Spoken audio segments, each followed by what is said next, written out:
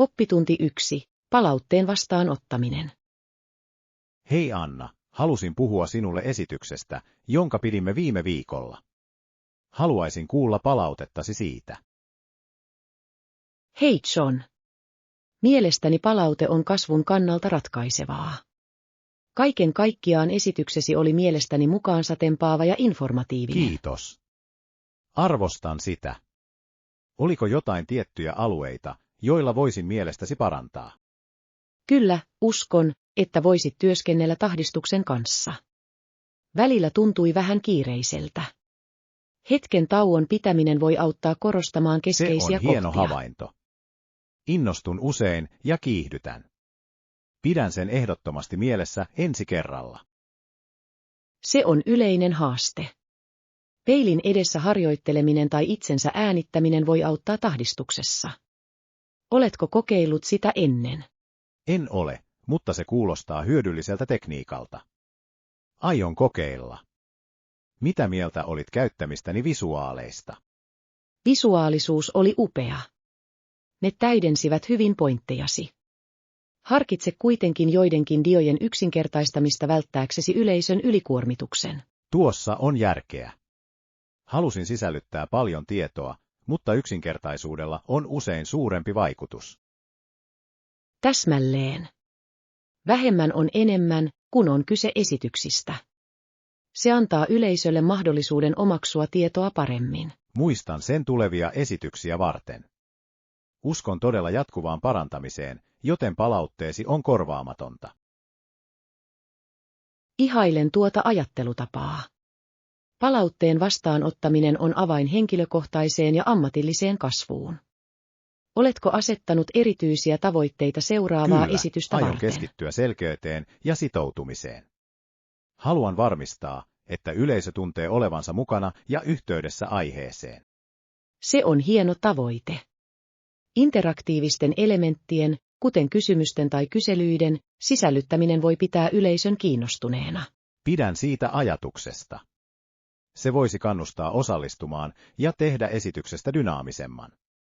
Oletko käyttänyt interaktiivisia tekniikoita aiemmin? Minulla on. Käytin kerran live-kyselyä työpajan aikana, ja se oli hitti. Yleisö halusi nähdä heidän vastauksensa reaaliajassa. Se kuulostaa jännittävältä. Sen on täytynyt luoda vilkas tunnelma. Yritän sisällyttää jotain vastaavaa. Ehdottomasti. Se voi vaikuttaa merkittävästi siihen, miten yleisö näkee esityksen. Mitä aihetta harkitset seuraavaa aihetta varten? Ajattelen esitellä tehokkaita viestintätaitoja. Uskon, että se on tärkeä aihe kaikille. Se on arvokas aihe. Viestintätaidot ovat tärkeitä sekä henkilökohtaisessa että ammatillisessa ympäristössä. Miten aiot lähestyä sitä? Haluan kattaa sekä verbaalisen että ei-verbaalisen viestinnän korostaen aktiivisen kuuntelemisen merkitystä. Se on fiksu lähestymistapa. Aktiivinen kuuntelu jää usein huomiotta, mutta se on kuitenkin olennaista vahvojen suhteiden rakentamisessa. Täsmälleen. On hämmästyttävää, kuinka paljon voimme oppia muilta, kun todella kuuntelemme. Korostan sitä esityksessäni. Mielenkiinnolla odotan, kuinka siitä tulee. Innostuksesi jatkuvaan parantamiseen näkyy varmasti työssäsi. Oppitunti 2. Ruokailuetiketti. Hei Anna, luin ruokailuetiketistä, ja on kiehtovaa, kuinka paljon siellä on tietää. Hei John. Se on todella mielenkiintoinen aihe. Oikea etiketti voi tehdä ruokailukokemuksesta miellyttävämmän kaikille. Täsmälleen. Esimerkiksi kun saavut ravintolaan, isäntä tai emäntä kysyy, kuinka monta henkilöä juhlissasi on. Kyllä, ja on tärkeää olla kohtelias ja antaa tiedot selkeästi. Se asettaa sävyn muulle ruokailukokemukselle. Oikein. Sen jälkeen he yleensä ohjaavat sinut pöytään. Oletko huomannut, kuinka istuinjärjestelyt voivat vaikuttaa tunnelmaan? Ehdottomasti. Pöytä ikkunan vieressä voi olla ihana, kun taas hiljaisempi nurkka voi olla parempi keskustelulle. Onko sinulla etusija? Pidän mieluummin pöydästä, josta on kaunis näköala, mutta arvostan myös yksityisyyttä. Kyse on oikean tasapainon löytämisestä. Samaa mieltä. Istuttuaan on tapana odottaa, että kaikki ovat pöydässä ennen juomien tilaamista. Oletko törmännyt erilaisiin tapoihin syödessäsi? Kyllä, joissakin kulttuureissa on tavallista pahtaa ennen aterian aloittamista. Se on mukava tapa tuoda kaikki yhteen. Se on totta. Pahtaminen voi lisätä ateriaan juhlavan tunnelman. Mitä yleensä sanot, kun leipäät? Haluan pitää asian yksinkertaisena ja toivotan kaikille hyvää aikaa. Kyse on pikemminkin yhteyden hengestä kuin sanoista, eikö niin? Täsmälleen. Tunnelma on tärkein.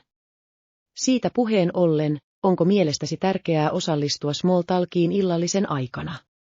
Täysin. Pienet puheet voivat auttaa murtamaan jään, varsinkin jos kaikki eivät tunne toisiaan. Se luo rennomman tunnelman. Kyllä, ja se voi johtaa syvempään keskusteluun. Minusta yhteisistä kiinnostuksen kohteista keskusteleminen on usein paras vuoropuhelu. Se on hieno pointti. On mielenkiintoista, kuinka yksinkertainen kysymys voi herättää mielekästä keskustelua. Onko sinulla suosikkiaiheita keskustellaksesi illallisella? Nautin matkakokemuksista puhumisesta ja uusien keittiöiden tutkimisesta. Se johtaa usein jännittäviin tarinoihin ja suosituksiin. Matkatarinat ovat aina kiehtovia. Ne voivat innostaa muita tutkimaan uusia paikkoja. Oletko kokeillut uusia ravintoloita viime aikoina? Minä tein. Vierailin thaimaalaisessa ravintolassa viime viikolla, ja maut olivat uskomattomia. Mausteinen karri oli kohokohta. Se kuulostaa herkulliselta.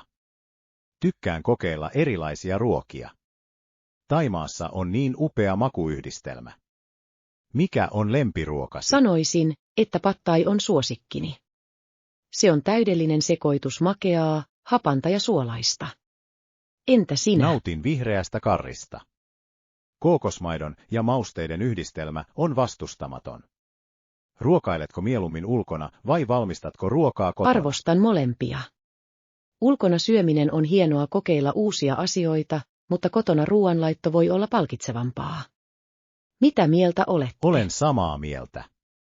Kotona ruoanlaitto antaa sinulle mahdollisuuden kokeilla ja luoda jotain ainutlaatuista. Lisäksi se on usein taloudellisempaa. Täsmälleen. Se on myös tapa jakaa rakkautta ja huolenpitoa perheen ja ystävien kanssa. Oletko kokeillut uusia reseptejä viime aikoina? Tein äskettäin kotitekoisen pizzan ja kokeilin erilaisia täytteitä. Se oli hitti. Se kuulostaa hauskalta. Kotitekoinen pizza mahdollistaa luovuuden. Mitä täytteitä valitsit?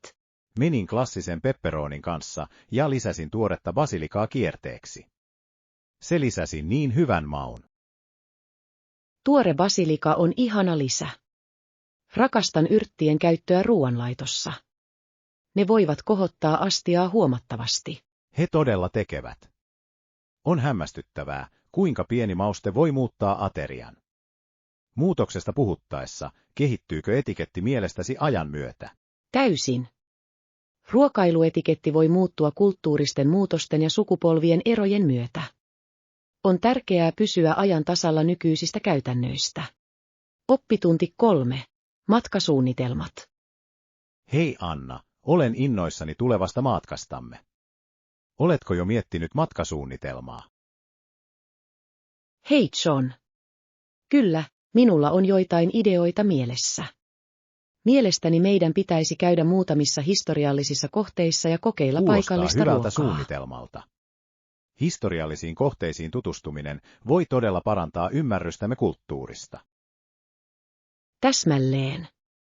Olen erityisen kiinnostunut vierailemaan muinaisessa linnassa. Olen kuullut, että arkkitehtuuri on upea. Olen nähnyt kuvia, ja se näyttää upealta. Varmista vain, että sinun täytyy varata junaliput etukäteen. Hieno muistutus. Tutkin asiaa tänään. On aina parempi varmistaa liput ajoissa, jotta vältytään viime hetken vaivalta. Täysin. Lisäksi joskus varhaiset varaukset voivat säästää rahaa. Oletko jo tarkistanut juna-aikataulut? Ei vielä, mutta aion tehdä sen lähiaikoina. Haluan varmistaa, että valitsemme matkoillemme sopivat ajat. Se on fiksua. Oikeaan aikaan matkustaminen voi tehdä matkasta paljon nautinnollisempaa. Pidätkö enemmän aamu- vai iltapäiväjunamatkoista? Pidän enemmän aamulenkistä. Päivän aloittamisessa matkalla on jotain virkistävää. Olen samaa mieltä. Aamuvalo on kaunis, ja se antaa meille koko päivän tutkittavaa, kun saavumme. Täsmälleen. Lisäksi on mukavaa, kun on aikaa asettua ennen lähtöä. Meidän tulee myös harkita majoitusta. Oikein. Onko sinulla mielessäsi tiettyjä paikkoja, joissa meidän pitäisi yöpyä? Ajattelen viihtyisää bed and breakfastia. Olisi mukavaa kokea paikallista vieraanvaraisuutta ja kotitekoisia aterioita. Se kuulostaa ihanalta. Majoittuminen bed and breakfastissa tarjoaa usein henkilökohtaisemman vaikutelman verrattuna hotelleihin. Kyllä, ja se voi olla loistava tapa tavata muita matkailijoita ja jakaa kokemuksia. Haluatko auttaa minua etsimään vaihtoehtoja? Tietenkin. Istutaan yhdessä ja selataan joitain arvosteluja. Olen varma, että löydämme viehättävän paikan. Se olisi täydellinen. Rakastan lukea arvosteluja saadakseni käsityksen siitä, mitä odottaa. Se auttaa meitä tekemään tietoisia valintoja. Ehdottomasti. Lisäksi voimme harkita myös sijaintia. Nähtävyyksien lähellä oleminen säästää aikaa ja energiaa. Täsmälleen. Läheisiin kohteisiin on kätevää kävellä kuljetuksen sijaan. Oletko miettinyt, mitä meidän pitäisi pakata? Kyllä. Mielestäni meidän pitäisi pakata mukavat kengät, koska kävelemme todennäköisesti paljon. Se on välttämätöntä tutkimisen kannalta. Hyvä pointti. Otan mukaan myös kevyen takin, sillä illat voivat olla kylmiä, jopa lämpiminä kuukausina. Se on viisas idea. Keöostaminen on avainasemassa matkoilla. Onko jotain tiettyjä tavaroita, joita pakkaat aina? Otan aina mukana kannettavan laturin puhelimeen. Se on erittäin kätevä valokuvaamiseen ja navigointiin. En voisi olla enempää samaa mieltä. Laitteidemme pitäminen ladattuna on ratkaisevan tärkeää pysyäksesi yhteydessä seikkailujemme aikana. Täsmälleen. Ja pidän pienestä matkapäiväkirjasta, johon kirjoitan ajatuksiani ja kokemuksiani. Sitä on mukava pohtia myöhemmin. Se on hieno käytäntö. Matkoistamme kirjoittaminen auttaa säilyttämään muistoja. Minäkin voisin alkaa tuomaan sellaisen. Sinun pitäisi. Se voi olla hauska tapa dokumentoida matkamme ja jakaa se ystävien kanssa myöhemmin. Odotan innolla tätä matkaa. Siitä tulee upea kokemus, joka on täynnä tutkimista ja oppimista. Täysin. En malta odottaa, että pääsen löytämään uusia paikkoja ja luomaan upeita muistoja yhdessä. Oppitunti 4. Katsaus historiaan. Hei Anna, törmäsin äskettäin kiehtoviin tietoihin 1800-luvun laulujen kirjoittamisesta. Tiesitkö, että vuonna 1851 monilla lauluntekijöillä oli kohtalaisen hyvät tulot työstään? Hei John. Se on todella mielenkiintoista. On hämmästyttävää ajatella, kuinka musiikki on kehittynyt sen jälkeen. Millaiset kappaleet olivat suosittuja Useimmat tuona kappaleet aikana? keskittyivät sellaisiin teemoihin kuin rakkaus, menetys ja arki. Monet esitettiin salongissa ja julkisissa kokoontumisissa, mikä teki musiikin kaikkien saataville. Sen on täytynyt luoda elävä sosiaalinen ilmapiiri. Kuvittelen, että ihmiset kokoontuivat jakamaan tarinoita ja nauttimaan esityksistä yhdessä. Täsmälleen. Musiikki oli tärkeä osa yhteiskunnan elämää. Historiasta puhuttaessa luin, että vuonna 1851 merkittävällä lauluntekijällä oli tytär Todella. nimeltä Marion. Se on kiehtovaa. Tiedätkö, kuka tämä lauluntekijä oli? Kyllä, se oli Stephen Foster, jota pidetään usein amerikkalaisen musiikin isänä. Hänen panoksensa muokkasi populaarimusiikkia Yhdysvalloissa. Fosterin laulut ovat ajattomia. Hänen kykynsä vangita tunteita sanoituksiinsa on vaikuttava. Onko sinulla hänen suosikkikappaleensa? Pidän kovasti, Io. Susanna. Siinä on tarttuva melodia, ja se kertoo ihastuttavan tarinan. Pidän todella Entä sinä? Camp Town Rasesista. Se on niin elävää, enkä voi olla laulamatta mukana aina kun kuulen sen. Noilla kappaleilla on varmasti tapa pysyä mukana. On kiehtovaa, kuinka he ovat kestäneet vuosien varrella. Täysin. Ne herättävät nostalgiaa ja yhdistävät meidät eri aikaan. Luuletko, että laulujen kirjoittaminen on muuttunut paljon sen jälkeen? Monella tapaa kyllä. Nykyään laulun kirjoittamiseen liittyy usein erilaisia tyylejä, teknologiaa ja yhteistyötä. Tarinan kertomisen ja tunteiden ydinelementit kuitenkin Se on säilyvät. hyvä pointti. On mielenkiintoista nähdä, kuinka taiteilijat mukauttavat taitojaan samalla kun ne piirtävät ajattomien teemojen pohjalta. Täsmälleen. Ja sosiaalisen median nousun myötä artisteilla on nyt enemmän mahdollisuuksia jakaa musiikkiaan ja olla suoraan yhteydessä yleisöön. Se on totta. Spotifyn ja Instagramin kaltaisten alustojen avulla muusikot voivat tavoittaa maailmanlaajuisen yleisön välittömästi. Se on pelin vaihtaja. Se todella on. Onko tämä saavutettavuus mielestäsi muuttanut tuotetun musiikin laatua? Se on sekalaukku. Vaikka monimuotoisuutta ja innovaatioita on enemmän, se voi joskus johtaa sisällön kyllästymiseen. Ainutlaatuisten äänien löytäminen voi olla haastavaa. Olen samaa mieltä. Se kuitenkin avaa ovia myös nouseville taiteilijoille, joilla ei ehkä ole ollut mahdollisuuksia aiemmin. Se on muutoksen positiivinen puoli. Ehdottomasti. Musiikkimaailma on nyt kattavampi. Olen utelias siitä, miten tulevat sukupolvet näkevät tämän päivän musiikin. Se tulee olemaan mielenkiintoista nähdä. Kuten me arvostamme 1800-luvun kappaleita, tulevat kuuntelijat voivat löytää arvoa tämän päivän musiikista. Täsmälleen. Musiikki on aikansa heijastus, ja se kertoo tarinoita, jotka resonoivat sukupolvien yli. Hyvin sanottu. Toivon, että ajan myötä lauluntekijät saavat edelleen inspiraatiota kokemuksistaan ja ympäristöstään. Uskon, että he tekevät. Kyky ilmaista itseään musiikin kautta on ajatonta ja olennaista ihmiskokemukselle. Oppitunti 5. Liikkuminen sosiaalisessa mediassa. Hei Anna, olen viime aikoina miettinyt paljon sosiaalisen median vaikutusta hyvinvointiimme. Mitä mieltä olet siitä? Hei John.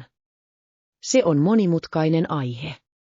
Sosiaalinen media voi yhdistää meidät ystäviin ja perheeseen, mutta sillä on myös varjopuolensa. Täsmälleen. Vaikka se voi edistää yhteisöllisyyttä, se voi myös tuoda negatiivisuutta elämäämme. Oletko huomannut erityisiä negatiivisia vaikutuksia? Kyllä, näen usein ihmisten vertailevan itseään muihin verkossa. Tämä voi johtaa riittämättömyyden ja ahdistuksen tunteisiin. Se on merkittävä ongelma. Sosiaalisen median kuratoitu luonne antaa usein epärealistisen näkemyksen elämästä. On helppo unohtaa, että kaikilla on kamppailuja. Täysin. Mielestäni on tärkeää muistuttaa itseämme siitä, että se, mitä näemme verkossa, ei ole koko tarina. Ihmisillä on tapana jakaa vain kohokohdat. Oikein. Siksi yritän rajoittaa aikaa sosiaalisessa mediassa. Se auttaa minua keskittymään omaan elämääni sen sijaan, että vertaisin itseäni jatkuvasti muihin. Se on fiksu lähestymistapa. Rajojen asettaminen voi suojella mielenterveyttämme. Oletko löytänyt positiivisia tapoja käyttää sosiaalista mediaa? Minulla on. Seuraan tilejä, jotka edistävät positiivisuutta ja mielenterveystietoisuutta. Ne tarjoavat inspiraatiota ja Se on hyödyllisiä hienoa. vinkkejä. Kohottavan sisällön löytäminen voi vaikuttaa.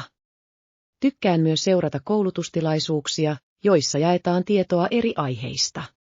Kyllä.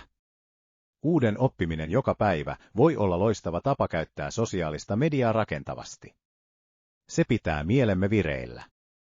Täsmälleen. Lisäksi se edistää henkilökohtaista kasvua.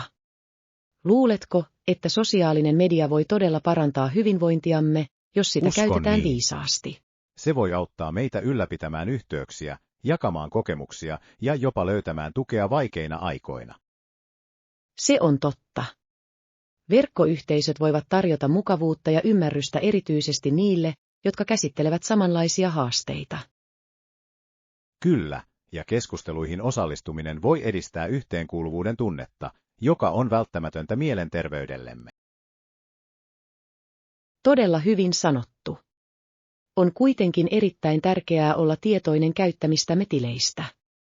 Kaikesta sisällöstä ei ole hyötyä. Olen täysin samaa mieltä. Negatiivisten tai myrkyllisten tilien seuraamisen lopettaminen voi johtaa terveellisempään sosiaaliseen mediaan. Täsmälleen. Kyse on syötteidemme kuratoinnista siten, että se kuvastaa positiivisuutta ja tukea negatiivisuuden ja kilpailun sijaan. Oletko koskaan pitänyt taukoa sosiaalisessa mediassa? Olen kuullut, että se voi olla virkistävää. Kyllä, pidin kerran kuukauden pituisen tauon, ja se oli vapauttavaa. Tunsin olevani läsnä ja vähemmän häiritsevä online-draama. Kuulostaa arvokkaalta kokemukselta. Luulen, että voisin kokeilla sitä nähdäkseni, kuinka se vaikuttaa keskittymiseeni ja mielialaani. Suosittelen lämpimästi. Se voi auttaa sinua muodostamaan yhteyden itseesi ja ympäröivään maailmaan. Pidän sen mielessä. Online- ja offline-elämämme tasapainottaminen on välttämätöntä yleisen hyvinvoinnin kannalta. Täysin. Kyse on sen löytämisestä, mikä sopii meille henkilökohtaisesti, ja tietoisten valintojen tekemistä mediankulutuksemme suhteen. Hyvin sanottu. Loppujen lopuksi kyse on sosiaalisen median käyttämisestä yhteyden ja kasvun välineenä sen sijaan, että annamme sen hallita meitä. Täsmälleen. Oikealla ajattelutavalla voimme navigoida digitaalisessa maisemassa tavalla, joka parantaa elämäämme. Oppitunti 6. Valintojen tekeminen. Hei Anna, olen miettinyt joitain suuria päätöksiä, jotka meidän on tehtävä projektillemme. Se on vaikea päätös, mutta uskon, että meidän pitäisi valita se, mikä sopii meille parhaiten. Hei John. Olen täysin samaa mieltä. Oikean valinnan tekeminen on menestyksemme edellytys. Mitkä ovat tärkeimmät vaihtoehdot, joita Meillä on 2 harkitsemme? pääpolkua. Toinen on perinteisempi lähestymistapa, kun taas toinen on innovatiivisempi ja kokeellisempi.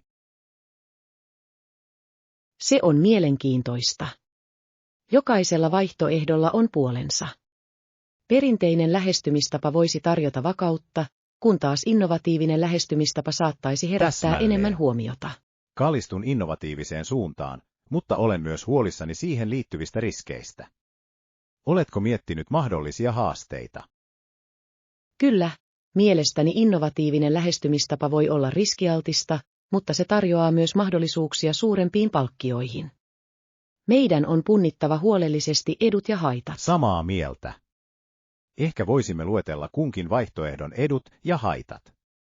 Se saattaa auttaa selventämään ajatuksiamme. Kuulostaa hyvältä suunnitelmalta. Perinteisessä lähestymistavassa etuja voivat olla luotettavuus ja todistettu kokemus. Mitä mieltä olette? Kyllä, nämä ovat avainkohtia. Lisäksi se voi vaatia vähemmän vaivaa markkinoinnin kannalta, koska ihmiset tuntevat sen. Täsmälleen. Nyt innovatiivisen lähestymistavan osalta uskon, että yksi etu on se, että se voi erottaa meidät kilpailijoista ja tuoda esiin luovuutemme. Se on vahva puoli. Se voisi myös saada mukaan nuoremman yleisön, joka arvostaa tuoreita ideoita. Entä haitat? Innovatiivisella reitillä saatamme kohdata epävarmuutta ja mahdollista vastareaktiota, jos ihmiset eivät reagoi hyvin uusiin ideoihimme. Totta. Ja aina on mahdollisuus korkeampiin kustannuksiin ja resurssien allokointiin, jos projekti ei mene suunnitelmien mukaan. Kyllä, budjetointi on tärkeää. Meidän on varmistettava, että pystymme kestämään itsemme, jos valitsemme riskialttiimman vaihtoehdon. Oikein. Uskon, että myös tiimimme kuuleminen voi tarjota arvokkaita näkökulmia. Heillä saattaa olla oivalluksia, joita emme ole huomioineet. Hieno idea. Tiimin osallistuminen voi edistää omistajuuden tunnetta ja sitoutumista päätökseemme. Täsmälleen. Yhteistyö johtaa usein parempiin tuloksiin. On myös tärkeää viestiä näkemyksemme selkeästi kaikille mukana oleville. Täysin.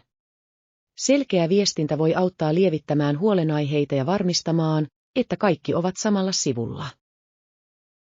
Joten jos esittelemme molemmat vaihtoehdot tiimille, voimme kerätä heidän palautetta ja tehdä tietoisemman päätöksen. Kyllä, ja meidän pitäisi kannustaa avointa keskustelua. Kaikkien panos on arvokasta ja voi korostaa asioita, jotka saatamme jättää huomiotta. Pidän tästä lähestymistavasta. Kun olemme keränneet palautetta, voimme pohtia hetken aikaa ennen lopullisen päätöksen tekemistä. Se kuulostaa viisaalta. On tärkeää olla kiirettä tekemättä päätöksiä, varsinkin kun ne voivat vaikuttaa merkittävästi projektimme suuntaan. Oikein. Analysointiin ja pohtimiseen varattu aika voi auttaa meitä valitsemaan vaihtoehdon, joka sopii yhteen tavoitteidemme ja arvojemme kanssa. Täsmälleen. Loppujen lopuksi on valittava se, mikä sopii meille parhaiten sekä henkilökohtaisesti että ammatillisesti. Oppitunti 7. Cotswoldin tapaan tutustuminen. Hei Anna, olen tutkinut tulevaa matkaamme, ja mielestäni meidän ei pitäisi jättää väliin vaellusta pitkin Cotswold Vein maalauksellisia polkuja. Hei John. Tuo kuulostaa aivan upealta. Cotswoldit tunnetaan upeista maisemistaan ja viehättävistä kylistään. Täsmälleen. Poluilta on henkeä salpaavat näkymät, ja olen kuullut, että kokemus on varsin rikastuttava. Oletko koskaan vaeltanut siellä ennen? Ei, en ole, mutta olen nähnyt valokuvia, ja ne näyttävät lumoavilta. Kukkuvat kukkulat ja eloisa vehreys vaikuttavat niin kutsuvilta. He todella tekevät. Luin, että Cotswold Vei ulottuu noin 102 mailia, mikä tarjoaa runsaasti mahdollisuuksia tutkimiseen. Vau, se on vaikuttavaa. Voisimme valita eri osuudet retkeilyyn joka päivä ja kokea erilaisia maisemia ja nähtävyyksiä. Kyllä. Lisäksi matkan varrella on useita viehättäviä kyliä, joissa voimme pysähtyä nauttimaan virvokkeita ja paikallisia herkkuja. Se kuulostaa ihanalta. Haluaisin kokeilla perinteistä Cotswold-juustoa tai ehkä siivua kotitekoista kakkua paikallisessa kahvilassa. Täysin. Paikallisten yritysten tukeminen maisemista nauttien tekee kokemuksesta vieläkin erikoisemman. Mitä mieltä olet polkujen vaikeusasteesta? Olen lukenut, että useimmat osat ovat kohtalaisia, mikä on rohkaisevaa. Meidän pitäisi pystyä hallitsemaan sitä niin kauan kuin tahdomme itseämme. Samaa mieltä. On tärkeää ottaa aikaa ja nauttia matkasta sen sijaan, että kiirehdimme sen läpi. Oletko miettinyt, mitä pakata mukaan retkelle? Kyllä, mielestäni meidän pitäisi tuoda mukavat vaelluskengät, runsaasti vettä ja välipaloja energiaa varten. Hyvä reppu on myös välttämätön. Ehdottomasti. Suosittelen myös kameran mukaan ottamaan kauniita maisemia. Haluamme muistaa tämän seikkailun. Hieno idea. Voin jo kuvitella nuo upeat panoraamakuvat. Lisäksi saatamme kohdata viehättäviä villieläimiä matkan varrella. Se on totta. Cotswoldsissa on monipuolinen kasvisto ja eläimistö. Olisi mahtavaa nähdä paikallisia lintuja tai jopa peuroja. Kyllä. Olen aina nauttinut luonnon tarkkailusta. Se lisää vaelluksillemme ylimääräistä jännitystä. Onko sinulla erityisiä polkuja, joista olet erityisen Olen lukenut kiinnostunut? osasta, joka kulkee Burton on the Waterin läpi. Se tunnetaan nimellä Ei Cotswoldsin Venetsia, jossa on kuvankauniita siltoja ja kävelyreittejä joen varrella. Se kuulostaa ihanalta. Haluaisin kävellä joen varrella ja ehkä ottaa muutaman kuvan. Myös alueen arkkitehtuuri näyttää upealta. Täysin.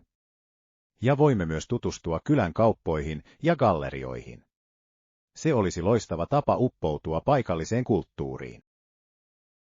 En malta odottaa. Tästä matkasta on tulossa uskomaton seikkailu. Myös lepopäiviä kannattaa harkita rentoutumiseen ja latautumiseen. Se on fiksu idea. Retkeilyn ja seisokkien tasapainottaminen auttaa meitä nauttimaan kokemuksesta täysin. Ehkä löydämme kodikkaan majatalon rentoutumiseen vaelluksemme Kyllä. jälkeen. Lämmin ja kutsuva rentoutumispaikka on täydellinen pitkän polkupäivän jälkeen. Voisimme jopa nauttia mukavasta illallisesta. Kuulostaa suunnitelmalta.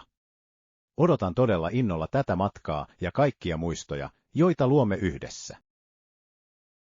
Minä myös.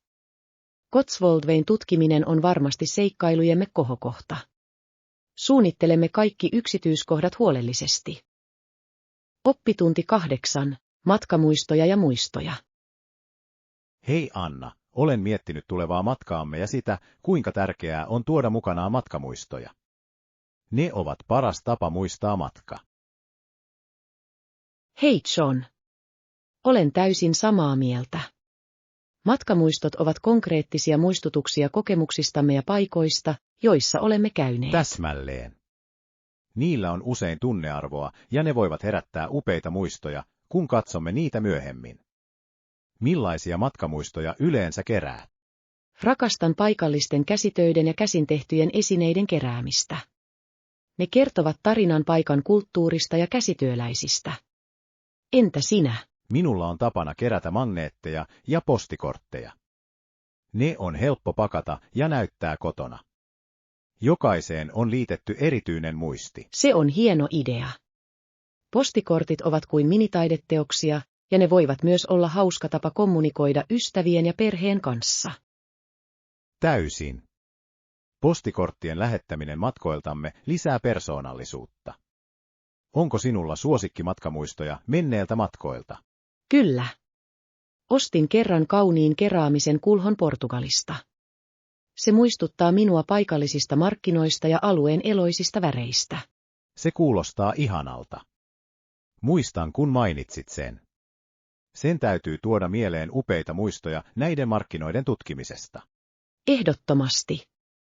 Joka kerta kun käytän sitä, ajattelen siellä tapaamiani herkullisia ruokia ja ystävällisiä ihmisiä. Se on kuin pala matkoistani olisi Tunnen mukanani. samoin Pariisin magneetistani. Joka kerta kun näen sen, mieleeni tulee upea arkkitehtuuri ja viehättävät kadut. Pariisi on niin maaginen paikka. Oletko käynyt tietyissä maamerkeissä, jotka jäivät mieleesi? Kyllä, kävin Eiffeltornissa ja Louvressa. Taide ja historia ovat uskomattomia. Kävin jopa opastetulla kierroksella, mikä teki kokemuksesta Se rikkaan. kuulostaa hämmästyttävältä. Opastettu kierros voi tarjota oivalluksia, joita saatat muuten unohtaa. Mielestäni se on loistava tapa oppia lisää paikasta. Täsmälleen. Haluaisin tehdä enemmän opastettuja kierroksia tulevaisuudessa. Ne johtavat usein odottamattomiin löytöihin ja piilotettuihin Olen samaa helmiin. mieltä. Ja joskus he voivat ehdottaa ainutlaatuisia matkamuistoja, joita et löydä tavallisista kaupoista. Oletko koskaan löytänyt erityisen matkamuiston kiertueen kautta? Meksikon markkinakierroksen aikana löysin käsin tehtyjä koruja, joita en muuten olisi huomannut. Se on kaunis kappale, jota arvostan. Se on upeaa. On aina mukavaa, että matkamuiston takana on tarina. Se tekee siitä entistä merkityksellisemmän. Ehdottomasti. Uskon, että näiden tarinoiden jakaminen ystävien ja perheen kanssa parantaa matkan kokemusta. Mikä on epätavallisin matkamuisto, jonka olet koskaan tuonut Ostin takaisin? kerran perinteisen musiikki-instrumentin Indonesiasta. Se oli hieman haastavaa kantaa, mutta se muistuttaa minua siellä olevasta musiikista ja kulttuurista. Se on ainutlaatuista. Soittimilla voi olla niin rikas kulttuurinen merkitys. Oletko oppinut soittamaan sitä? Olen vähän yrittänyt, mutta se on aika haastavaa. Silti joka kerta kun otan sen käsiini, muistan kauniit esitykset, joita olin todistamassa. Se on matkamuistojen taikuutta, eikö niin? Ne kuljettavat meidät takaisin noihin hetkiin riippumatta siitä, kuinka kaukana olemme. Täsmälleen. Mielestäni on tärkeää valita matkamuistoja, jotka todella resonoivat kanssamme, sen sijaan, että valitsemme jotain satunnaista. Oppitunti 9. Yhteistyötä menestykseen. Hei Anna, olen miettinyt projektiamme ja sitä, kuinka tärkeää meille on hyödyntää kummankin osapuolen asiantuntemusta ja resursseja. Tuntuu järkevältä sopia rooleistamme. Hei John. Olen täysin samaa mieltä. Selkeästi määritellyt roolit voivat parantaa tehokkuuttamme ja varmistaa, että hyödynnämme osaamistamme parhaalla mahdollisella tavalla. Minulla on esimerkiksi vahva tausta markkinoinnista, joten voin ottaa sen johtoaseman. Mitä luulet mieluummin hoitavasi? Tutkimus- ja analyysikokemukseni perusteella haluaisin keskittyä tiedon ja oivallusten keräämiseen. Tämä auttaa meitä tekemään tietoisia päätöksiä. Se kuulostaa täydelliseltä. Vahvan datan saaminen vahvistaa varmasti markkinointistrategioitamme. Meidän tulee myös miettiä, kuinka voimme tukea toisiamme koko prosessin ajan. Täysin. Yhteistyö on avainasemassa. Voisimme ajoittaa säännöllisiä sisäänkirjautumisia keskustelaksemme edistymisestämme ja kohtaamistamme Hieno haasteista. idea. Näissä kokouksissa voisimme jakaa päivityksiä ja pohtia ratkaisuja yhdessä. Viestintä on tärkeää missä tahansa kumppanuudessa. Kyllä, ja se auttaa meitä pysymään linjassa tavoitteidemme kanssa. Lisäksi meidän tulee tunnistaa resurssit, joita saatamme tarvita tehtäviemme tehokkaaseen suorittamiseen. Samaa mieltä. Tarvitsemmeko mielestäsi erityisiä työkaluja tai ohjelmistoja tietojen analysointiin ja markkinointiin? Ehdottomasti. Tietojen analysoinnissa ohjelmistot, kuten Excel tai Tableau, voivat olla erittäin hyödyllisiä. Markkinoinnin osalta saatamme haluta tutustua sosiaalisen median pointti. hallintatyökaluihin. Työkalut, kuten Hotsuite tai Buffer, voivat auttaa meitä ajoittamaan julkaisuja ja analysoimaan sitoutumista. Se voi säästää meiltä paljon aikaa. Tehokkuus on ratkaisevan tärkeää, varsinkin kun meillä on tiukat määräajat.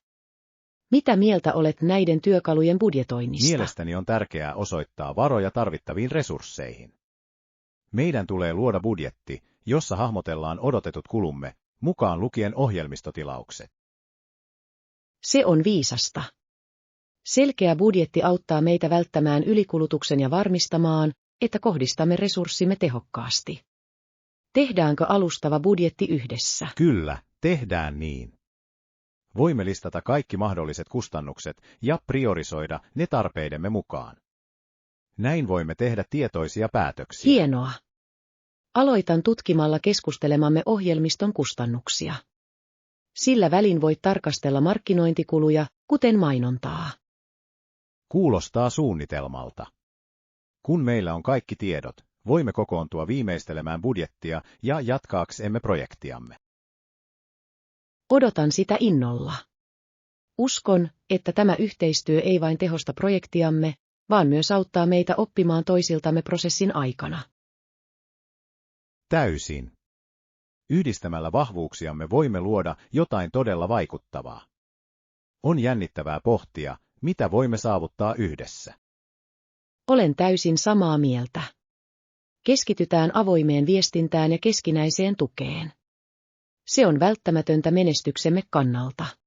Kyllä, ja olen varma, että yhdistämällä asiantuntemuksemme ja resurssimme selviämme kaikista eteen tulevista haasteista. Hyvin sanottu. Tässä on tuottava kumppanuus ja onnistunut projekti edessä.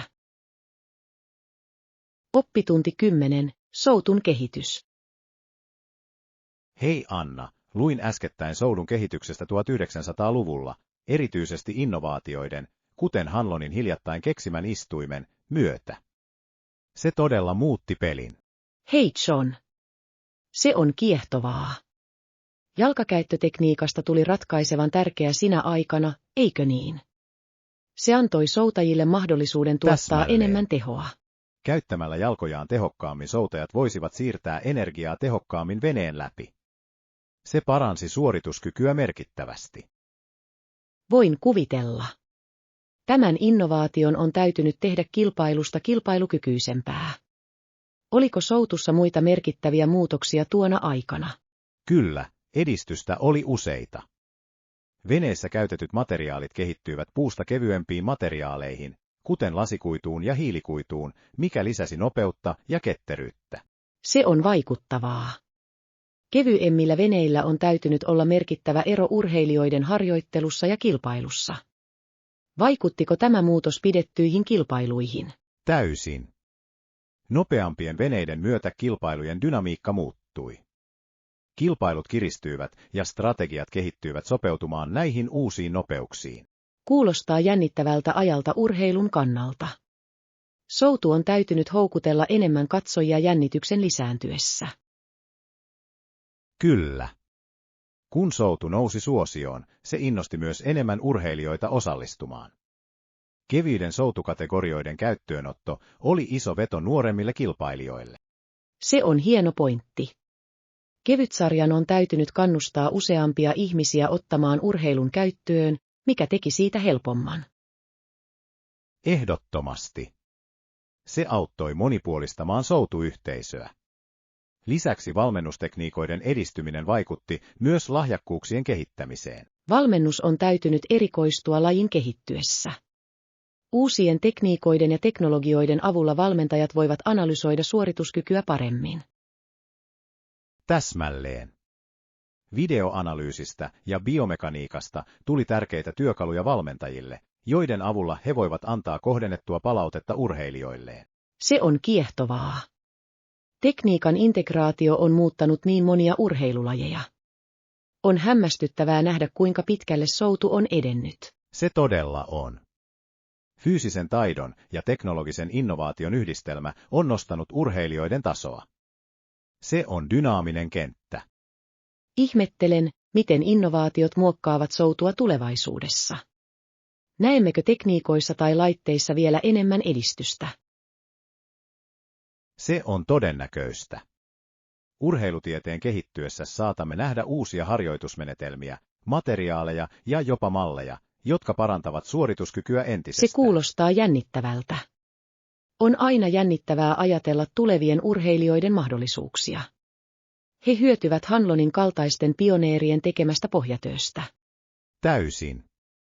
Näiden innovaatioiden perintö inspiroi ja muokkaa urheilua tuleville sukupolville. En malta odottaa, miten urheilu kehittyy. Se on loistava muistutus siitä, kuinka innovaatio voi parantaa suorituskykyä, mutta myös yleistä urheilukokemusta. Hyvin sanottu. Soutu on täydellinen esimerkki siitä, kuinka perinteet ja innovaatiot voivat esiintyä rinnakkain tehden urheilusta rikkaamman ja kiinnostavamman. Täsmälleen. Tässä soutamisen tulevaisuus ja jännittävä kehitys edessä. Oppitunti 11. Muutto Australiaan. Hei Anna, olen lukenut kuinka monet britit muuttivat Australiaan 1800-luvun lopulla. He tekivät niin usein vapaaehtoisesti aloittaakseen maatilojen tai etsiäkseen kultaa. Hei John. Tämä on kiinnostava aihe. Kultakuumeen on täytynyt houkutella paljon toiveikkaita etsijä. Mikä mielestäsi sai heidät tekemään niin radikaalin muutoksen? Uskon, että lupaus rikkaudesta ja mahdollisuuksista oli merkittävä tekijä. Tuohon aikaan Australiaa pidettiin potentiaalisena maana, etenkin kultalaitojen ansiosta. Täysin. Ajatus rikkaaksi tekemisestä on täytynyt houkutella monille perheille. Miten tämä muuttoliike vaikutti Australian talouteen? Uudisasukkaiden tulva lisäsi taloutta suuresti. Kullankaivostoiminnasta tuli merkittävä teollisuus, joka johti kaupunkien ja infrastruktuurin perustamiseen. Se on kiehtovaa. Uusien kaupunkien syntyessä tavaroille ja palveluille on täytynyt olla kysyntää, mikä loi entistä enemmän työpaikkoja. Täsmälleen. Kun kaivoskaupungit kasvoivat, kasvoi myös maatalous. Monet uudisasukkaat kääntyivät myös maanviljelyyn elättääkseen itsensä ja elättääkseen kasvavaa väestöä. On mielenkiintoista, kuinka nämä kaksi toimialaa täydensivät toisiaan. Maanviljely toisi vakautta, kun taas kullankaivos toisi välitöntä vaurautta. Oikein. Muuttoliikkeellä oli kuitenkin myös monimutkaisia seurauksia, erityisesti alkuperäiskansoille. Heidän maansa otettiin usein maanviljelyyn ja kaivostoimintaan. Se on ratkaiseva seikka.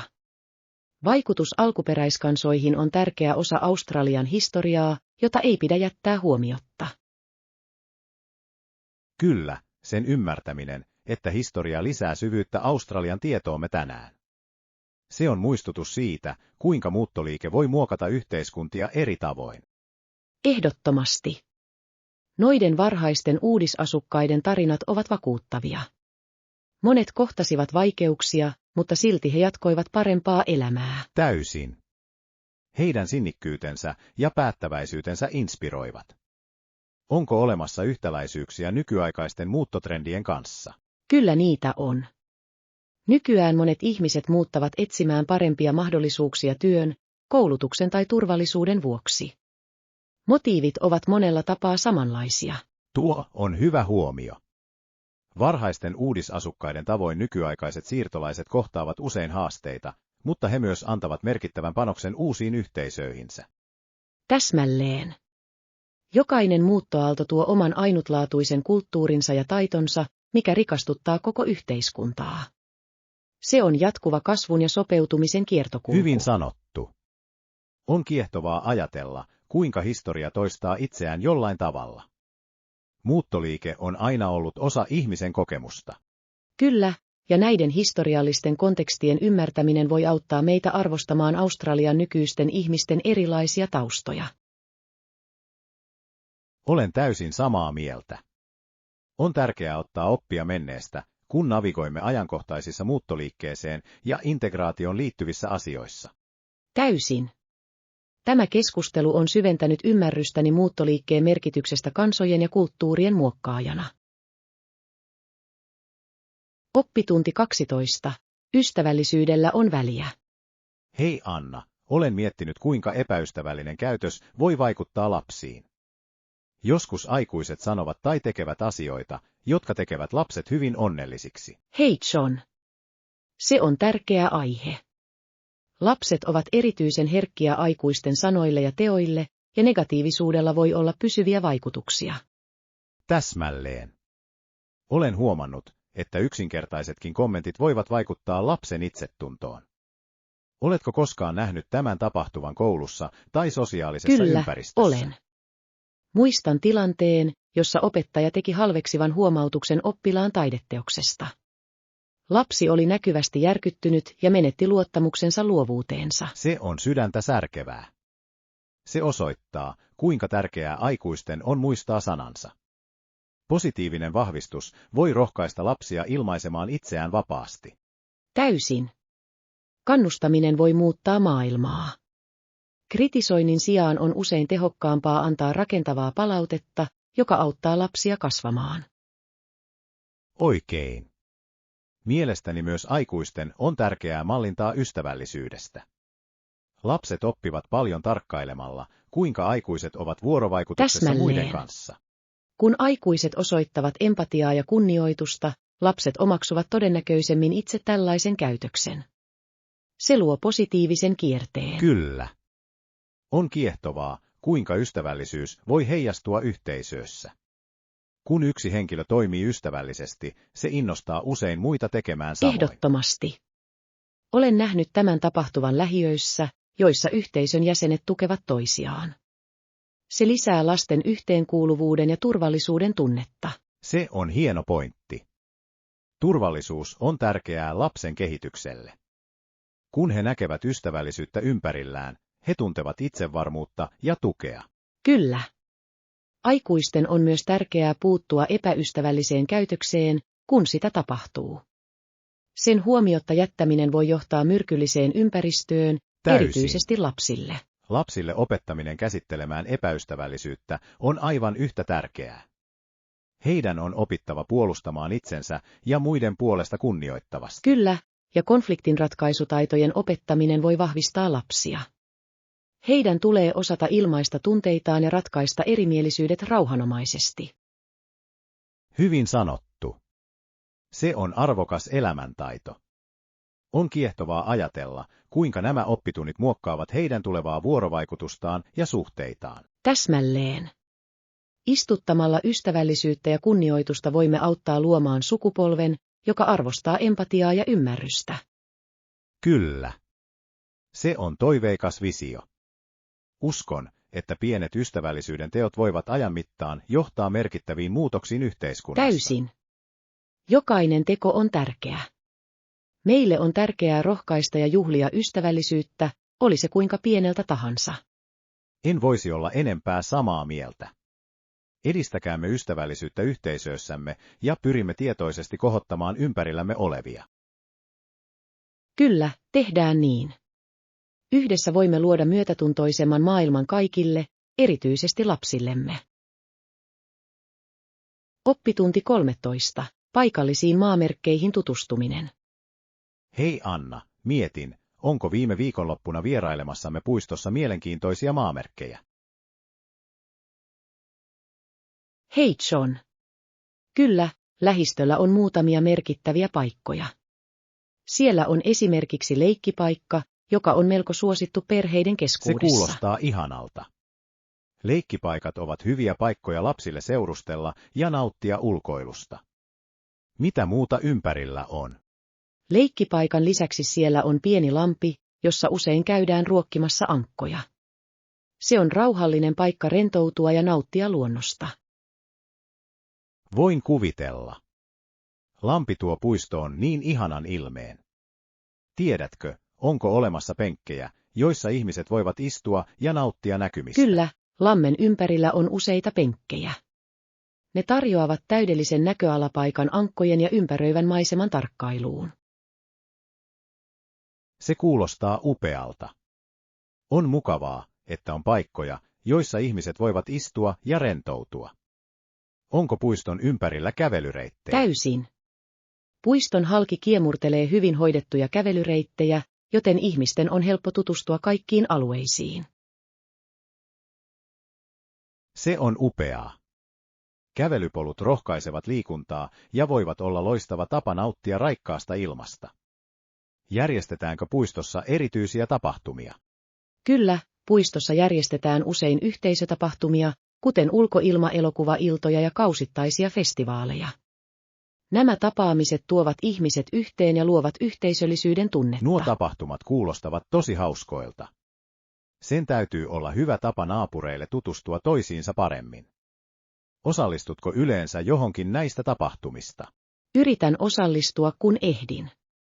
On aina mukavaa nähdä perheiden ja ystävien kokoontuvan yhteen viettämään hauskaa. Lisäksi siellä on usein elävää musiikkia tai paikallisia ruokamyyjiä. Elävä musiikki ja paikallinen ruoka muodostavat täydellisen yhdistelmän. Se muuttaa puiston eläväksi tunnelmaksi. Onko sinulla suosikkitapahtumaa? Pidän erityisesti kesäfestivaaleista. Siellä on pelejä lapsille, ruokakojuja ja jopa askartelukojuja, joissa paikalliset käsityöläiset myyvät töitään. Se kuulostaa ihanalta. Paikallisten käsityöläisten tukeminen on erittäin tärkeää. Se ei vain lisää paikallista taloutta, vaan myös edistää luovuutta yhteisössä. Täsmälleen. On hienoa nähdä niin paljon kykyjä yhdessä paikassa. Lisäksi se rohkaisee ihmisiä arvostamaan alueen ainutlaatuista taidetta ja käsitöitä. Hyvin sanottu. Mielestäni on tärkeää juhlia paikallista kulttuuria. Onko lähistöllä myös historiallisia maamerkkejä? Kyllä, siellä on vanha huvimaja, joka on peräisin yli vuosisadan takaa. Se on kaunis rakenne ja toimii usein taustana hääkuville. Se on ihanaa. Huviloissa on niin viehättävä vetovoima. On varmasti mukavaa, että pariskunnilla on niin viehättävä paikka erityistä päivää varten. Täysin. Huvimaja tuo puistoon romanttista tunnelmaa. Se on myös mukava paikka yhteisöllisille kokoontumisille ja konserteille. Vaikuttaa siltä, että puistolla on todella paljon tarjottavaa. Haluaisin tutkia sitä tarkemmin, varsinkin yhden yhteisön tapahtuman aikana. Sinun pitäisi. Se on loistava tapa kokea paikallista kulttuuria ja tavata uusia ihmisiä. Lisäksi aina löytyy jotain uutta. Oppitunti 14. Oikean pyörän valinta. Hei Anna, mietin suunnitelmaamme ostaa uusia pyöriä tänä viikonloppuna. Se on hyvä suunnitelma. Hei John. Olen samaa mieltä.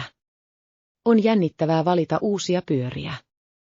Meidän tulisi myös testata polkupyöriä ennen ostopäätöstä. Täysin. Koeajo on välttämätöntä. Se antaa meille tunteen siitä, kuinka jokainen pyörä käsittelee ja sopiiko se tarpeisiimme. Minkä tyyppistä pyörää Minä kalistun harkitset? hybridipyörään. Haluan jotain monipuolista, joka kestää sekä kaupungin kadut että kevyet polut. Entä sinä? Ajattelen maastopyörää. Nautin ratsastamisesta epätasaisessa maastossa ja polkujen tutkimisesta, joten haluan jotain rakennettua siihen tarkoitukseen. Tuossa on järkeä. Maastopyörät soveltuvat erinomaisesti offroad-seikkailuihin. Oletko tehnyt tutkimusta tietyistä malleista? Kyllä, olen tutkinut muutamia kestävyydestään ja suorituskyvystään tunnettuja merkkejä. Olen erityisen kiinnostunut jousitusjärjestelmästä, sillä se voi vaikuttaa paljon mukavuuteen. Hyvä pointti. Hyvällä jousitusjärjestelmällä voi olla valtava ero, etenkin kuoppaisilla poluilla. Etsitkö erityisiä ominaisuuksia? Haluaisin levyjarruilla varustetun pyörän paremman pysäytysvoiman saavuttamiseksi, etenkin märissä olosuhteissa. Turvallisuus on minulle ykkösprioriteetti. Se on erittäin tärkeää. Levyjarrut ovat ehdottomasti hyödyllisiä maastopyöräilyssä. Harkitsen myös kevyttä runkoa helpomman ohjattavuuden vuoksi. Kevyet kehykset sopivat erinomaisesti sekä nopeuteen että hallintaan. On mielenkiintoista, kuinka tekniikka on parantanut pyörän suunnittelua vuosien varrella. Kyllä, materiaalien ja tekniikan kehitys on tehnyt pyöristä tehokkaampia ja nautinnollisempia ajaa. On mielenkiintoista nähdä, kuinka ne kehittyvät. Olen samaa mieltä. Ja koska saatavilla on niin monia vaihtoehtoja, on hyödyllistä saada selkeä käsitys siitä, mitä haluamme. Oletko miettinyt budjettiasi? Kyllä, mielestäni on viisasta asettaa budjetti ennen ostosten aloittamista. Laadukkaat pyörät voivat olla sijoitus, mutta tarjolla on myös hyviä keskihintaisia vaihtoehtoja. Täsmälleen. Meidän tulee tasapainottaa laatu ja kohtuuhintaisuus. On tärkeää löytää pyörä, joka vastaa tarpeisiimme pankkia rikkomatta. Ehdottomasti. Mielestäni meidän pitäisi myös harkita takuuta ja huoltopalvelua. On hyvä saada tukea, jos kohtaamme ongelmia myöhemmin. Se on fiksu lähestymistapa. Vankka takuu voi tarjota mielenrauhaa. Varmasti kysyn siitä, kun olemme kaupassa. Hieno idea. Ja kun olemme paikalla, meidän pitäisi myös tarkistaa mahdollisesti tarvitsemamme tarvikkeet, kuten kypärät ja valot. Turvallisuus Täysin. Ennen kaikkea. Hyvä kypärä on välttämätön suojaksi. Meidän tulisi myös tutkia polkupyörän lukkoja, jotta voimme pitää pyörämme turvassa, kun emme ole ajamassa. Kyllä, investoiminen oikeisiin lukoihin on erittäin tärkeää, varsinkin vilkkailla alueilla, joilla varkaudet voivat olla huolestuttavia. On parempi olla turvassa kuin katua. Olen innoissani tästä ostosmatkasta. Tuntuu hyvältä sijoittaa johonkin, joka edistää kuntoa ja ulkoilua. Minusta tuntuu samalta. Pyöräily avaa uusia mahdollisuuksia seikkailuihin ja ympäristöön tutustumiseen. Kyllä. Lisäksi se on loistava tapa nauttia raikkaasta ilmasta ja ylläpitää terveellisiä elämäntapoja. En malta odottaa, että näemme mitä löydämme. Myös. Varmistetaan, että käytämme aikaa koeajojen aikana ja arvioimme todella, miltä jokainen pyörä tuntuu. Se on tärkeä päätös. Oppitunti 15. Tulevaisuuden toiveet. Hei Anna, olen miettinyt paljon tulevia opintojani. Olen taipuvainen opiskelemaan liiketaloutta. Hei John. Kuulostaa vakaalta valinnalta. Liiketalous kattaa monenlaisia aiheita ja voi johtaa moniin uramahdollisuuksiin. Täsmälleen. Uskon, että se avaa minulle lisää ovia eri aloilla. Onko sinulla ajatuksia siitä, mitä voisit opiskella? Harkitsen ympäristötieteen tutkinnon suorittamista. Suhtaudun intohimoisesti kestävyyteen ja haluan osallistua planeettamme suojelemiseen. Se on upeaa. Ympäristötieteen merkitys kasvaa jatkuvasti. On hienoa, että haluat vaikuttaa myönteisesti. Mikä sinua siinä erityisesti kiinnostaa? Olen erityisen kiinnostunut uusiutuvasta energiasta ja säästötoimista. Mielestäni kestävien ratkaisujen löytäminen on tuleville sukupolville ratkaisevan tärkeää. Täysin. Koska ilmastonmuutos on niin kiireellinen ongelma, keskittymisesi voi johtaa merkityksellisiin edistysaskeliin. Oletko jo tutustunut tiettyihin ohjelmiin? Kyllä, olen tutkinut muutamia yliopistoja, jotka tarjoavat vahvoja ympäristöohjelmia. Etsin myös harjoittelupaikkoja, jotka voisivat tarjota käytännön kokemusta. Se on fiksu liike. Käytännön kokemuksen hankkiminen opiskelun aikana voi todella parantaa ymmärrystäsi ja tehdä sinusta kilpailukykyisemmän työmarkkinoilla. Täsmälleen. Uskon, että käytännön kokemus on korvaamaton. Se auttaa kuromaan umpeen teorian ja todellisen sovelluksen välistä kuilua. Entä yrityshallinto? Uskon, että se antaa minulle kattavan käsityksen siitä, miten organisaatiot toimivat. Taloudesta markkinointiin se on monipuolinen ala. Se kuulostaa jännittävältä. Liiketalous voi myös antaa sinulle tärkeitä johtamistaitoja. Onko sinulla liiketoiminnassa jokin tietty alue, johon haluaisit keskittyä? Olen erityisen kiinnostunut yrittäjyydestä. Olen aina haaveillut oman yrityksen perustamisesta jonain päivänä, joten perusasioiden oppiminen on elintärkeää. Se on inspiroivaa. Yrittäjyys vaatii luovuutta ja sitkeyttä. Oletko miettinyt, millaisen yrityksen haluat perustaa? Minulla on muutama idea. Olen intohimoinen teknologiasta ja innovaatioista, joten haluaisin luoda teknologia-startupin, joka vastaa jokapäiväisiin haasteisiin. Se on hieno niche. Teknologia kehittyy edelleen nopeasti, ja uusia ongelmia tulee aina ratkaistavaksi. Mikä inspiroi sinua jatkamaan tätä polkua? Kokemukseni erilaisista teknologiaprojekteista ovat osoittaneet minulle innovaatiopotentiaalin. Nautin ongelman ratkaisusta ja haluan luoda ratkaisuja, jotka parantavat ihmisten elämää. Se on kiitettävä tavoite. On tärkeää, että sinulla on visio, joka ohjaa sinua. Oletko harkinnut erityisiä kursseja, jotka auttavat sinua yrittäjyystavoitteidesi saavuttamisessa? Kyllä, aion käydä markkinoinnin, rahoituksen ja liiketoimintastrategian kursseja. Näiden alueiden ymmärtäminen on ratkaisevan tärkeää perustaessani oman yrityksen. Kuulostaa hyvin harkitulta suunnitelmalta. Myös verkostoituminen on välttämätöntä. Oletko tutkinut tulevien koulujesi yrityskerhoja tai organisaatioita? Minulla on. Yrityskerhoihin liittyminen voi tarjota arvokkaita verkostoitumismahdollisuuksia ja antaa minulle mahdollisuuden olla yhteydessä samanhenkisiin henkilöihin. Se on loistava tapa oppia muilta. Verkostoituminen voi johtaa mentorointiin ja yhteistyöhön, joista molemmista on hyötyä yrittäjille. Olen samaa mieltä. On jännittävää pohtia kaikkia edessä olevia mahdollisuuksia. Olen innokas aloittamaan tämän matkan ja katsomaan, mihin se minut Sinun johtaa. pitäisi olla. Olen varma, että päättäväisyydelläsi ja selkeillä tavoitteillasi saavutat mahtavia asioita opinnoissasi ja sen jälkeen. Oppitunti 16. Virkistäviä kesäjuomia. Hei Anna, lämpimän sään lähestyessä ajattelin, että meidän pitäisi valmistaa virkistäviä juomia seuraavaa piknikiä varten. Hei John. Se on hieno idea. Mikään ei voita kylmää juomaa kuumana päivänä. Mitä sinulla on mielessä? Pakkaan limonadia ja ehkä hedelmäpunssin. Molemmat sopivat kesään ja todella helppoja tehdä. Limonadi on klassikko. Onko sinulla erityistä reseptiä vai pidätkö perinteisestä versiosta? Pidän yleensä perinteisistä resepteistä, mutta lisään mielelläni tuoretta minttua hieman kierteeksi. Se lisää virkistävää makua. Minttu kuulostaa ihanalta. Olen nähnyt myös reseptejä, jotka sisältävät mansikoita tai vadelmia. Ne voisivat lisätä limonadin makeutta. Se on upea ehdotus.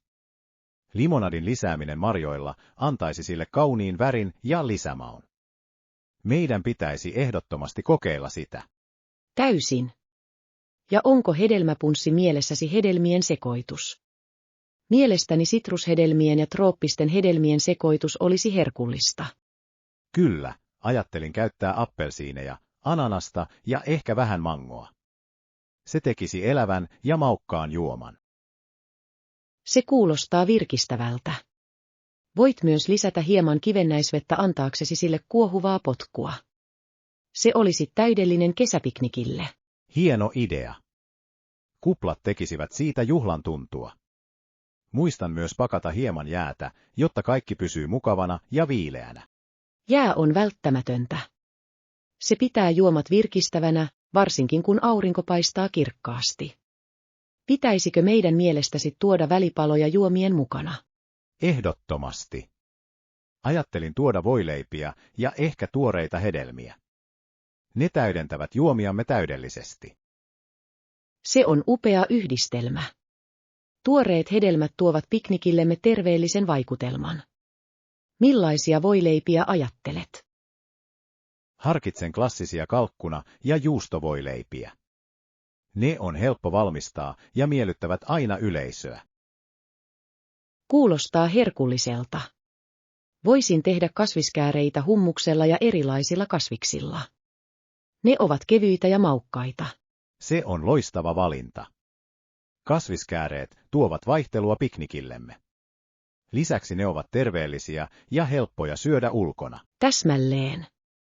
Emmekä voi unohtaa jälkiruokaa. Onko sinulla mielessäsi makeita herkkuja? Entä keksejä? Ne on helppo pakata ja kaikki pitävät niistä. Voisin leipoa erän suklaakeksejä. Suklaakeksit ovat aina hitti. Voisin tuoda myös brownieta. He ovat rikkaita ja dekadentteja, täydellisiä herkkupalaksi. Se kuulostaa upealta. Piknikistämme on tulossa varsinainen juhla. En malta odottaa, että pääsen nauttimaan siitä auringonpaisteessa. Minä myös. Se on loistava tapa rentoutua ja nauttia toistensa seurasta. Lisäksi hyvä ruoka tekee aina hauskan kokoontumisen. Täysin. Muista pakata kaikki edellisenä iltana, jotta olemme valmiita lähtemään aamulla. Hyvä suunnitelma. Odotan sitä innolla. Ulkona on aina mukava viettää aikaa, etenkin herkullisen ruuan ja virkistävän juoman parissa. Oppitunti 17. Matkavalinnat. Hei Anna, oletko koskaan ajatellut yöpyä hostellissa matkustaessasi? Olen kuullut, että ne ovat melko suosittuja reppumatkailijoiden keskuudessa. Hei John. Kyllä, olen kuullut, että hostellit ovat loistava valinta budjettimatkailijoille. Ne ovat yleensä edullisia, mikä houkuttelee pitkiä matkoja. Täsmälleen. Hostellit tarjoavat usein jaettua majoitusta, mikä voi vähentää kustannuksia huomattavasti. Lisäksi se on loistava tapa tavata uusia ihmisiä ympäri maailmaa. Se on suuri etu. Rakastan ajatusta yhteydenpidosta matkatovereiden kanssa. Se voi johtaa yhteisiin kokemuksiin ja jopa uusiin ystävyyssuhteisiin. Täysin. Monet hostellit järjestävät sosiaalisia tapahtumia, kuten pubiiltoja tai ryhmämatkoja. Se helpottaa yhteydenpitoa muihin. Oletko koskaan ajatellut lähteä reppureissulle? Minulla on. Mielestäni reppumatka mahdollistaa spontaanisuuden ja seikkailun. Voit tutkia paikkoja omaan tahtiisi ilman tiukkaa reittisuunnitelmaa. Se on totta. Joustavuus on ihanaa. Voit muuttaa suunnitelmiasi muiden tapaamiesi matkailijoiden suositusten perusteella. Kyllä. Jotkut parhaista matkakokemuksista tulevat odottamattomista kohtaamisista. Oletko reppunut jossain erityisessä paikassa? Kävin viime vuonna reppumatkalla Kaakkois-Aasiassa.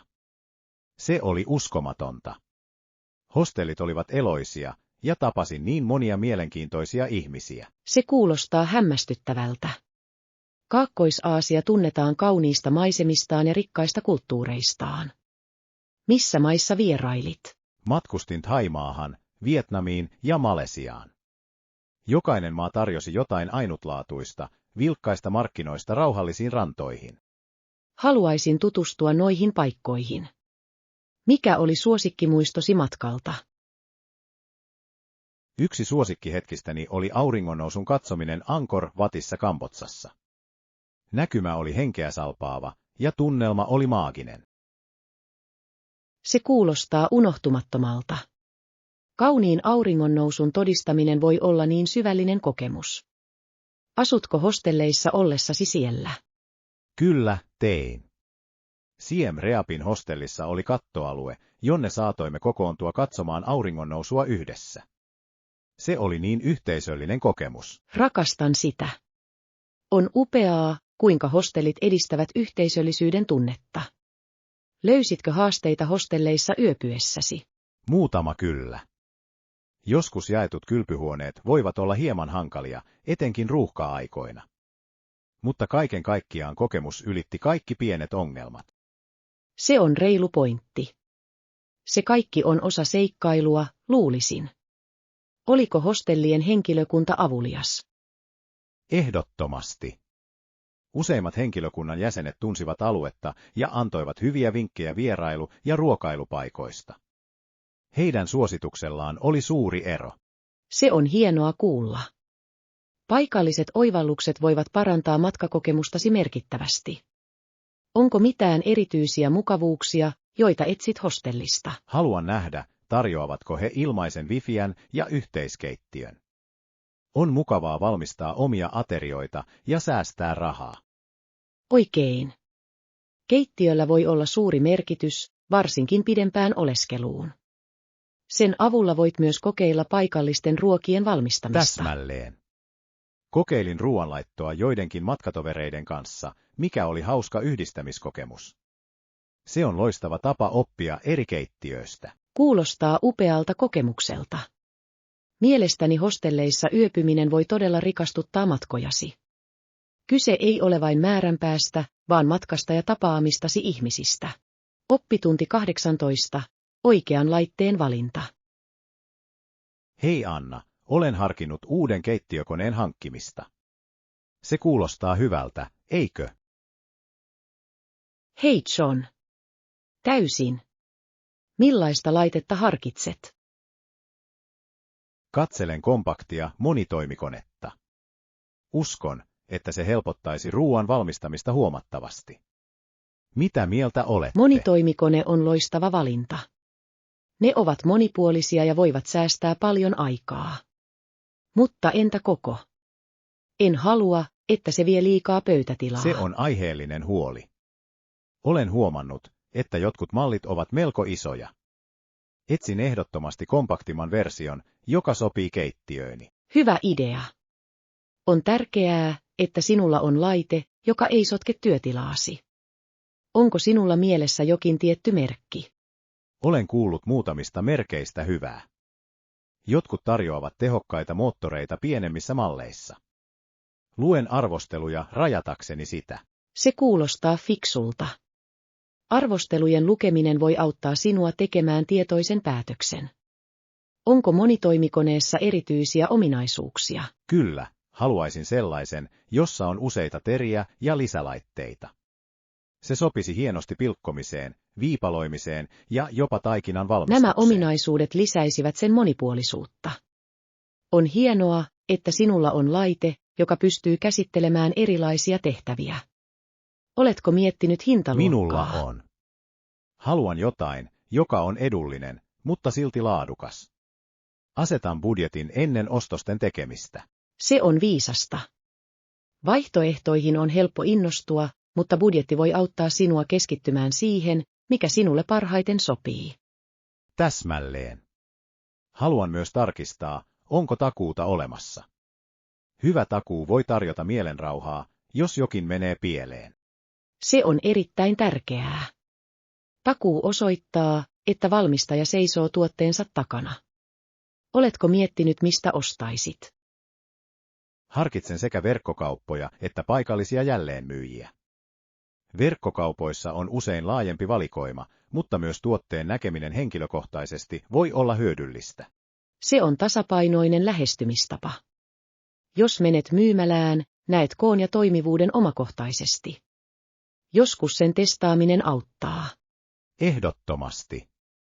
Uskon, että painon tunteminen ja sen helppokäyttöisyys voivat vaikuttaa suuresti.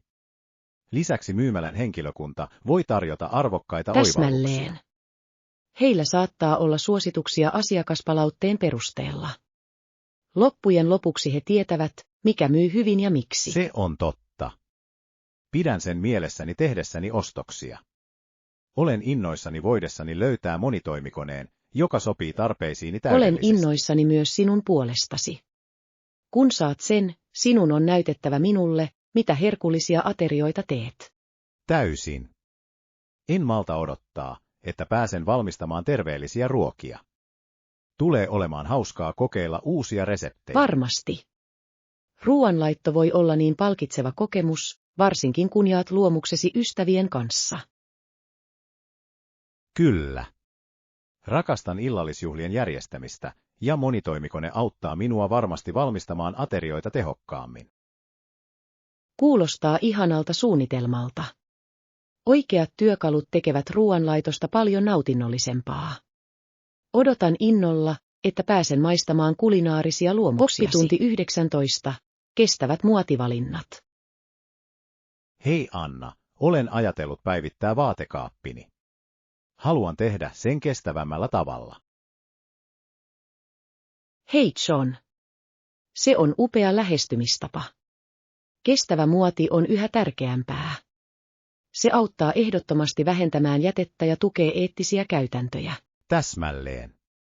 Olen lukenut, että pikamuoti vaikuttaa paljon ympäristöasioihin. Haluaisin sijoittaa laadukkaisiin kappaleisiin, jotka kestävät pidempään. Se on viisas päätös. Laadukkaampiin vaatteisiin sijoittaminen tarkoittaa, että sinun ei tarvitse vaihtaa niitä niin usein, mikä on planeetan kannalta parempi. Olen samaa mieltä. Lisäksi se on loistava tapa olla luova tyylini kanssa. Voin sekoittaa ja yhdistää ajattomia kappaleita sen sijaan, että ostaisin jatkuvasti uusia trendejä. Ajattomat kappaleet voivat olla monipuolisia ja niitä voidaan pukea ylös tai alas erilaisiin tilaisuuksiin. Onko sinulla mielessäsi tiettyjä asioita? Etsin klassisia farkkuja ja muutamia neutraalinvärisiä toppeja. Ne ovat niittejä, jotka voidaan yhdistää melkein mihin tahansa. Hyviä valintoja. Neutraaleja värejä on helppo käsitellä.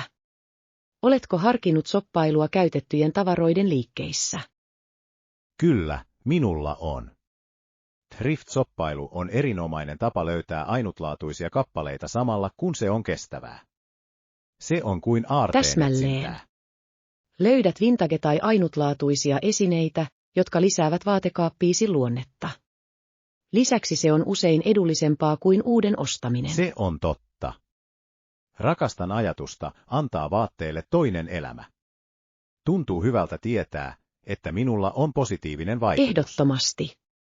Toinen vaihtoehto on etsiä tuotemerkkejä, jotka asettavat etusijalle kestäviä materiaaleja, kuten luomupuuvillaa tai kierrätyskankaita. Se on hieno pointti. Kestävät tuotemerkit ovat yleistymässä, ja monet tarjoavat tyylikkäitä vaihtoehtoja. Haluan tukea näitä yrityksiä. Kyllä. Valitsemalla kestäviä brändejä kannustat heitä jatkamaan ympäristöystävällisiä käytäntöjään. Jokainen ostos on tärkeä. Olen täysin samaa mieltä. Mielestäni on myös tärkeää pohtia, kuinka vaatteita hoidetaan, jotta niiden käyttöikä pidentyy. Täysin. Vaatteiden peseminen kylmässä vedessä ja niiden ilmakuivaus voi auttaa vähentämään energiankulutusta ja ehkäisemään kulumista. Ne ovat mahtavia vinkkejä. Aion ehdottomasti kiinnittää enemmän huomiota siihen, kuinka hoidan vaatteitani. Kestävyys on matka, ei vain määränpää. Hyvin sanottu. Kyse on parempien valintojen tekemisestä ajan myötä. Oletko harkinnut vaatteiden vaihdon järjestämistä ystävien kanssa? Se on loistava idea. Vaatteiden vaihto voi olla hauska tapa päivittää vaatekaappimme ilman rahaa. Lisäksi se edistää kestävyyttä. Täsmälleen. Se on loistava tapa jakaa vaatteita ja löytää uusia suosikkeja samalla kun vähennät jätettä. Osallistun mielelläni. Minä myös. Voisimme koota kaveriporukan ja tehdä siitä hauskan tapahtuman. Voisimme jopa sisällyttää välipaloja ja juomia tehdäksemme siitä nautinnollisempaa. Se kuulostaa täydelliseltä. Se olisi loistava tilaisuus seurustella ympäristötietoisena. Suunnitellaan se. Oppitunti 20. Ajanhallintavinkkejä. Hei Anna, voi ei. Tajusin juuri, että minulla on huomenna projekti, enkä ole vielä aloittanut. Täytyy sitten pitää kiirettä. Hei John. Älä huoli, sinulla on aikaa. On vielä aikaisin päivä. Kuinka paljon työtä sinulla on jäljellä? Minun täytyy kirjoittaa raportti ja luoda esitys. Olen rehellisesti sanottuna hieman masentunut. Se on ymmärrettävää. Kun sinulla on paljon tekemistä, se voi olla stressaavaa. Oletko harkinnut sen jakamista pienempiin tehtäviin? Se on hyvä idea. Jos jaan työn osiin, se saattaa tuntua hallittavammalta. Aloitan ensin raportilla. Hieno valinta. Raportin kirjoittaminen antaa sinulle vankan pohjan esitykselle. Kuinka kauan luulet sen kestävän? Luulen, että siihen menee noin 2 tuntia. Sen jälkeen voin keskittyä dioihin. Toivottavasti saan kaiken valmiiksi ajoissa. Uskon, että pystyt siihen. Pysy vain keskittyneenä ja minimoi häiriötekijät. Ehkä sammuta puhelin tai etsi hiljainen työpaikka. Tuo on hyvä vinkki. Asetan ajastimen 25 minuutiksi ja toimin ilman keskeytyksiä. Sitten voin pitää pienen tauon. Pomodoro-tekniikka on tehokas. Se auttaa ylläpitämään keskittymiskykyä ja mahdollistaa säännölliset tauot. Miten yleensä valmistaudut esitykseen? Haluan ensin luoda selkeät ääriviivat. Se auttaa minua järjestämään ajatukseni ja varmistaa, että käsittelen kaikki tärkeät kohdat. Se on fiksua. Luonnos voi myös tehdä esityksestäsi johdonmukaisemman. Aiotko harjoitella ennen esittelyä? Kyllä, yleensä harjoittelen 2 kertaa. Se auttaa minua tuntemaan oloni itsevarmemmaksi ja tunnistamaan alueet, jotka kaipaavat parantamista. Harjoittelu on avainasemassa. Se voi todella lisätä itseluottamustasi. Haluat ehkä jopa esitellä ystäväsi edessä palautetta varten. Se on hieno idea. Voisin pyytää sinua auttamaan minua harjoittelemaan. Toisen ihmisen näkökulma voi olla todella arvokasta. Autan mielelläni. Kerro minulle, kun olet valmis. Voimme käydä läpi diojasi ja varmistaa, että kaikki sujuu hyvin. Kiitos, Anna. Arvostan tukeasi. Minusta tuntuu hieman paremmalta, kun tiedän, että minulla on suunnitelma ja joku, Tietenkin. joka auttaa minua. Muista, että on tärkeää pitää huolta itsestäsi stressaavina aikoina. Muista syödä jotain ja pysyä nesteytyksessä. Hyvä pointti. Otan välipalaa ja vettä työskennellessäni. On helppo unohtaa ne asiat, kun olet keskittynyt.